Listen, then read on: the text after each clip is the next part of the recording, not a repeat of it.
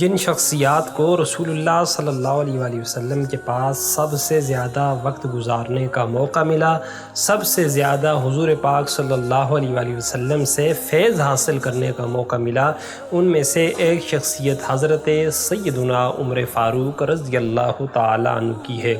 حدیث طیبہ کا یہ مفہوم ہے کہ اللہ کے نبی صلی اللہ علیہ وآلہ وسلم نے ارشاد فرمایا کہ اللہ نے انبیاء کرام کے بعد جو سب سے بہترین لوگ تھے ان کا جب چناؤ فرمایا تو مخلوق میں جو سب سے اعلیٰ لوگ تھے ان کو اپنے پیارے محبوب حضرت محمد مصطفیٰ صلی اللہ علیہ وآلہ وسلم کا صحابی، اپنے پیارے نبی حضرت محمد مصطفیٰ صلی اللہ علیہ وآلہ وسلم کے وزیر، معاون، جانثار اور رشتہ دار بنایا۔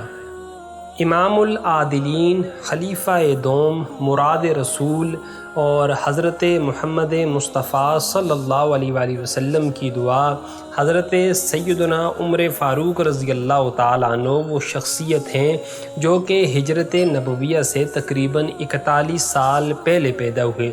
زمانہ جاہلیت میں بھی آپ ان لوگوں میں شمار ہوتے تھے کہ جو لکھنا پڑھنا جانتے تھے۔ اس کے ساتھ ساتھ حضرت عمر فاروق ایک بہترین گھڑ سوار تھے اور سب سے زیادہ مضبوط اور طاقتور پہلوان تھے، بہترین قسم کے خطیب تھے، اور کفار مکہ کے دور میں جب سفارت کاری کے لیے کسی بادشاہ کے دربار میں جانا ہوا کرتا تو جو کفار مکہ تھے وہ حضرت عمر فاروق رضی اللہ تعالیٰ عنہ کو بطور سفیر بنا کے سفارت کاری کے لیے بھیجا کرتے تھے۔ حضرت عمر رضی اللہ تعالیٰ عنہ کی یہ خوش نصیبی ہے کہ اللہ کے نبی صلی اللہ علیہ وآلہ وسلم نے دعا کر کے انہیں مانگا تھا، فرمایا تھا کہ اللہ ابو جہل میں سے اور عمر میں سے جو بندہ بھی بہتر ہے اس کو اسلام کی روشنی عطا فرما۔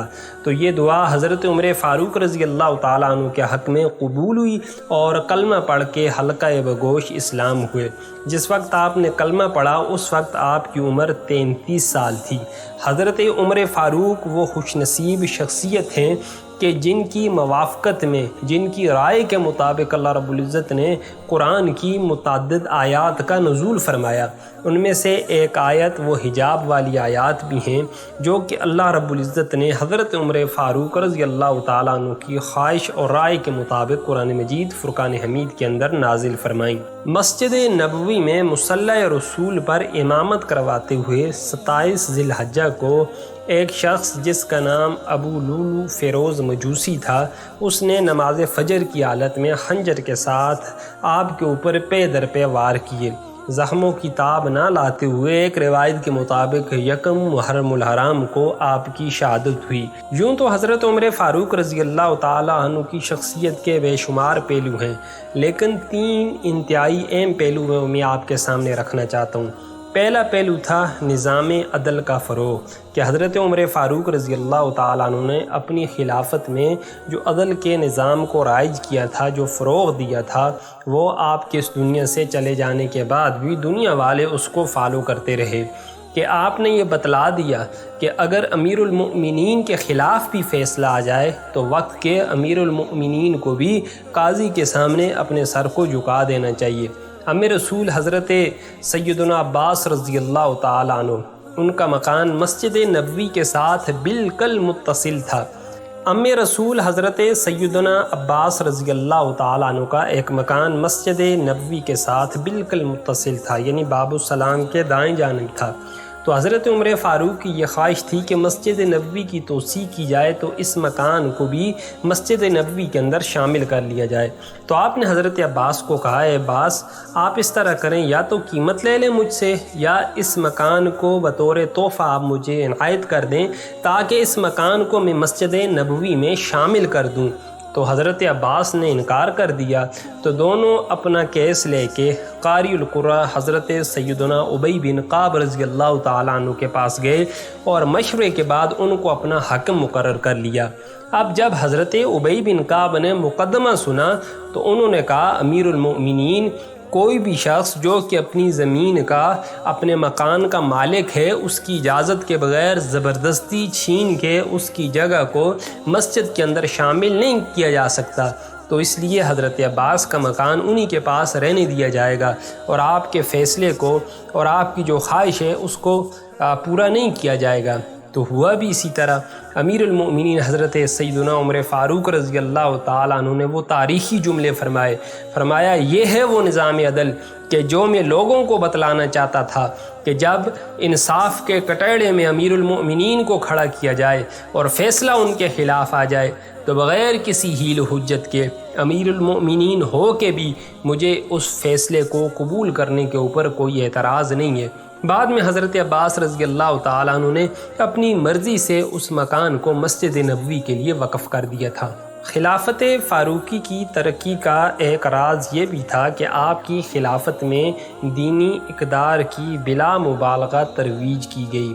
ایک دفعہ ایک صحابی ہیں سلیمان بن ابی حسمہ رضی اللہ تعالیٰ عنہ، حضرت عمر فاروق نے فجر کی نماز پڑھائی۔ جب آپ نے پیچھے مڑ کے دیکھا تو سلیمان کو نہ پایا۔ نماز کے بعد آپ ان کی والدہ کے پاس تشریف لے گئے اور پوچھا کہ آج سلیمان فجر کی نماز کے اندر موجود نہیں تھا۔ تو ان کی والدہ نے کہا کہ میرا بیٹا ساری رات نوافل ادا کرتا رہا تو فجر کی نماز کا جب وقت آیا تو ان کی آنکھ لگ گئی۔ تو حضرت عمر فاروق نے فرمایا کہ فجر کی نماز باجماعت پڑھنا یہ میرے نزدیک ساری رات نوافل پڑھنے سے زیادہ فضیلت والا عمل ہے۔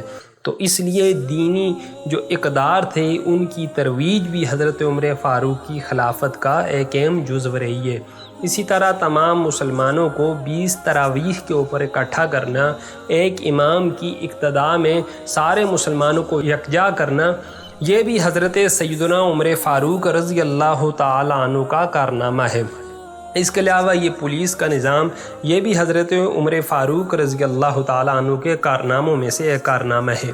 اور تیسرا جو آپ کی خلافت اور آپ کی ترقی کا امراض تھا وہ حکمرانی نہیں بلکہ عوام کی خدمت گزاری تھا۔ طلحہ بن عبید اللہ فرماتے ہیں کہ ایک رات حضرت عمر فاروق اپنے گھر سے نکلے اور چپکے مدینے کے ایک محلے میں گئے اور ایک گھر کے اندر داخل ہوئے۔ کچھ دیر بعد باہر آئے تو میں نے ارادہ کیا میں دیکھوں تو صحیح حضرت عمر فاروق اس گھر میں کیا کرنے کے لیے گئے تھے۔ فرماتے ہیں صبح کے وقت میں گیا تو میں نے اس گھر میں دیکھا کہ ایک عورت ہے جو کہ معذور ہے، جس کو آنکھوں سے نظر کچھ نہیں آتا، کانوں سے سنائی کچھ نہیں دیتا اور اپانج ہے اور لولی لنگڑی ہے۔ تو میں نے پوچھا یہ جو شخص تمہارے پاس رات کو آیا تھا یہ کیوں آتا ہے؟ تو انہوں نے کہا میرے گھر میں کوئی کام کرنے والا نہیں ہے، عرصہ دراز ہوا یہ بندہ آتا ہے اور آ کے میرے گھر کے سارے کام کاج کر کے چلا جاتا ہے۔ تو حضرت عمر فاروق نے اپنے بعد آنے والے حکمرانوں کو یہ درس دیا کہ حکمران کے اوپر لازم ہے کہ وہ اپنی رعایا کی خبرگیری کرتا رہے۔ اگر کوئی اس کی حکمرانی میں معذور ہے، اپانج ہے، تو یہ بھی اس حاکم وقت کی ذمہ داریوں میں آتا ہے کہ وہ ان کی نگہداشت کریں۔ تو حضرت طلحہ بن عبید اللہ فرماتے ہیں کہ میں نے اپنے آپ کو ملامت کی کہ ویسے ہی میرا نفس حضرت عمر فاروق رضی اللہ تعالیٰ عنہ کے خلاف یہ باتیں سوچتا تھا لیکن حقیقت کچھ اور نکلی۔ اسی طرح احنف بن قیس یہ عراق کے ایک وفد کے ساتھ ایک دفعہ حضرت عمر فاروق کی بارگاہ میں حاضر ہوتے ہیں۔ اب وہ وفد بڑا معزز تھا۔ حضرت احنف بن قیس یہ اس وفد کے کرتا دھرتا تھے۔ اس وقت گرمی کا موسم تھا اور حضرت عمر فاروق رضی اللہ تعالیٰ عنہ بیت المال کے اونٹوں میں سے ایک اونٹ تھا جس کی تیل کے ساتھ مالش کر رہے تھے۔ تو جب انہوں نے احنف بن قیس کو دیکھا تو آپ نے فرمایا احنف یہ جو قیمتی لباس ہے اس کو اتارو اور اتار کے میرے ساتھ آ کے میری مدد کرو، کیونکہ یہ جو اونٹ ہے یہ صدقے کا اونٹ ہے اور اس کے اندر بیواؤں، یتیموں اور مسکینوں کا اللہ رب العزت نے حصہ رکھا ہے۔ تو ایک شخص کہنے لگا اے عمر، آپ کو یا احنف کو اس اونٹ کی خدمت گزاری کرنے کی کیا ضرورت ہے؟ آپ کسی خادم کو کہہ دیں وہ اس اونٹ کو جو ہے وہ تیل وغیرہ لگا دے۔ تو حضرت عمر نے فرمایا اگر یہ خادم کے کرنے کا کام ہے تو مجھ سے اور احنف سے زیادہ یہ اس امت کا خادم کون ہو سکتا ہے؟ یہ تو ذمہ داری میں اور احنف ہی آج ادا کریں گے۔ اس موقع کے اوپر حضرت عمر فاروق رضی اللہ تعالیٰ عنہ نے ایک جملہ ارشاد فرمایا جسے مسلمانوں کی کوئی ذمہ داری ملی تو وہ مسلمانوں کا خادم ہے اور وہ جو ذمہ داری ہے وہ اس کے ذمہ لازم ہے۔ تو اس ذمہ داری کو ادا کرنا اس کے لیے اسی طرح ضروری ہے کہ جس طرح ایک غلام کے لیے اپنے آقا کے حکم کی اطاعت کرنا اور اس کی جو ذمہ داریاں ہیں ان کو ادا کرنا ضروری ہے۔ تو قیامت تک آنے والے حکمرانوں کے لیے آپ نے یہ بات واضح فرما دی کہ یہ جو حکمرانی ہے یہ خدمت گزاری کے لیے ہے، یہ عیش اور یہ عشرت حاصل کرنے کے لیے اور یہ عہدے اور مناصب حاصل کرنے کے لیے نہیں ہے۔ اور احساس ذمہ داری کتنا تھا کہ آپ نے یہ فرمایا کہ اگر دریائے فرات کے کنارے پہ ایک کتا یا ایک بکری کا بچہ بھی بھوکا یا پیاسا مر جائے تو اس کی ذمہ داری بھی عمر فاروق کے اوپر ہے۔